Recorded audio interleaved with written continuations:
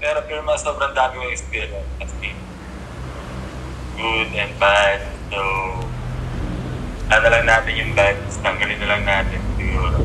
Yung mga goods na lang na, maliban siguro dun sa, siyempre, pandemic, hindi natin gusto lahat yun. Diba? So, they give me a chance to play. They give me a chance to redeem myself again and again. So, yun, masaya. Lalo na nung bubble. Siyempre, yung mga team na barely namin natatalo sa Northport and Colombian Jeep noon. Nung bubble, natalo namin. Like, San Miguel and Ginebra. So, yun. Masaya. Then, nakapag-compete ako, like, nakapaglaro ako ng maayos. Okay.